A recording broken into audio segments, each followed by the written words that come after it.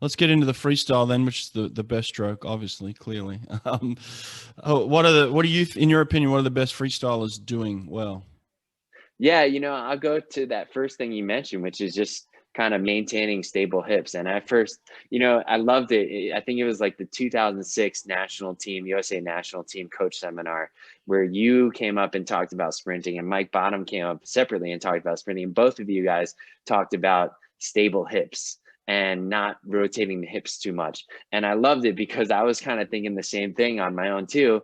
And to hear both of you independently talk about that is something that always stands out to me. So I would say that the stable hips, and yeah, your hips are pivoting a little bit, but I would say generally you're not going for that big rotation. And a lot of that is so that you can stay connected through your stroke, trying to connect every single catch up front with your hip, with the opposite hip, and trying to, as you start that initial stroke, trying to connect that hip to that catch.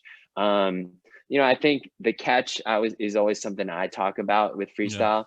And, I do think that even our sprinters, all the way up to our distance athletes are trying to hold water up front. Like that's such a big thing.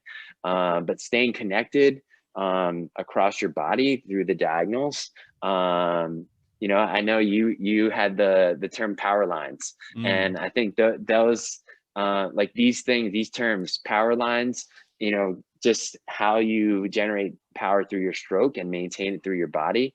And then I like to talk about the power triangle, which is kind of like if you're trying to get the catch from a front view, you need to have your arm in the shape of a triangle from your hand to elbow. I can't really get this into Yeah, view yeah. here, but hand, elbow, shoulder, making the shape of a triangle or a half of a diamond.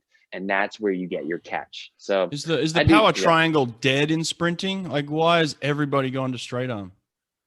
No, I feel like there's a degree where you can get a little bit of a catch. So like Caleb has a pretty good catch in his freestyle. Simone has a great catch in her freestyle, and Nathan has a great catch in his freestyle. So Mallory Comerford, same thing. So I would say, it just varies. I mean, you obviously have athletes that are more power based and will tend to just drive their hand in and hold their hand, kind of drive their arm in straight and just follow that motion through. And that's fine too.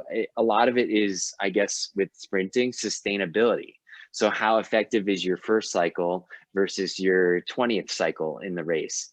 And so I would say, like, yeah, is it as effective? Is it as sustainable? And that's kind of how you can determine whether you can go with full straight arm underwater. Yeah, I love it, man. I appreciate your thoughts on that quick little conference on how to swim fast in each stroke. I appreciate it.